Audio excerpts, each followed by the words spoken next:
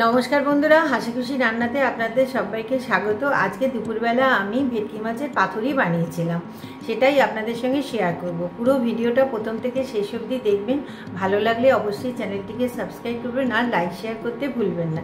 চলুন তাহলে কিভাবে আমি পাতুরিটা বানিয়েছি আপনাদেরকে দেখ। আমি গাছ থেকে কলা পাতাগুলোকে কেটে এনেছিলাম, কেটে ভালো করে ধুয়ে নিয়েছি। এবার একটা চাটুটা আমি বসিয়ে দিয়েছি, দিয়ে আমি পাতাগুলোকে ভালো করে সেঁকে নেবো। পাতাগুলো যদি আপনারা সেঁকে না নেন তাহলে কিন্তু পাতুরি হবে না। এই আমি যেভাবে সেঁকছি এইভাবে ঠিক সেঁকে নেবেন।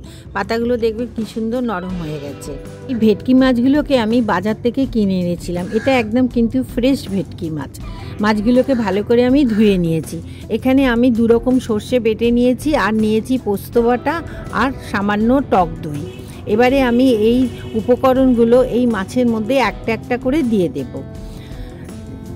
সর্ষে গুঁড়োটা প্রথমে দেব, সর্ষে বাটাটা অবশ্য, তারপর দেব টক দই আর পোস্ত বাটা, এরপর দেব হলুদ গুঁড়ো, তারপর দেব নুন আর দেব সামান্য সর্ষের তেল।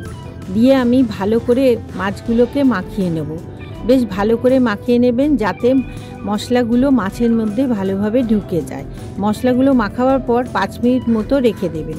তারপর আমি যে কলা পাতাগুলোকে সেঁকে নিয়েছিলাম তার মধ্যে সামান্য সর্ষের তেল দিয়ে এই মাছগুলোকে দিয়ে দেব, আর ওপর থেকে দিয়ে দেব একটা কাঁচা লঙ্কা। দিয়ে আমি ভালো করে কলা পাতাটা মুড়ে নেব। দেখুন আমি যেভাবে মুড়ছি ঠিক আপনারা সেভাবেই মুড়বেন। একটা ফোল্ড প্রথমে দেবেন, তারপরে আরেকটা ফোল্ড দিয়ে দেবেন। এবারে একটা সুতো দিয়ে এই ফোল্ডটাকে ওপর বেঁধে দেবেন। একটা গেট দিলেই চলবে, আর দুটো গেটও দিতে পারেন, ভালো করে টাইট হবে তাহলে।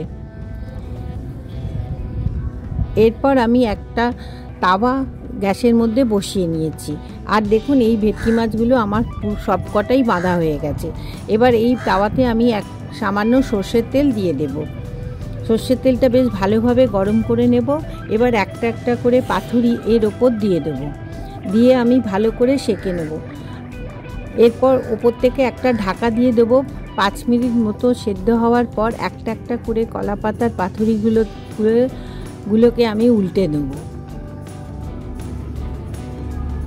এইভাবে একটা একটা করে উল্টে নেবেন। দেওয়ার পর আবার 5 মিনিট মতো ঢাকা দিয়ে রাখবেন, তাহলে পুরো তৈরি হয়ে যাবে। দেখুন আমার পাতুরিটা পুরো রেডি হয়ে গেছে। এটা আমি গরম ভাতের সঙ্গে সার্ভ করব, আর দুর্দান্ত একটা স্মেল ছেড়েছে। আমি যেভাবে বানালাম অবশ্যই আপনারা এইভাবে বানাবেন আর আমাকে কমেন্ট করে জানাবেন। ভিডিওটা দেখার জন্য আপনাদেরকে অসংখ্য ধন্যবাদ।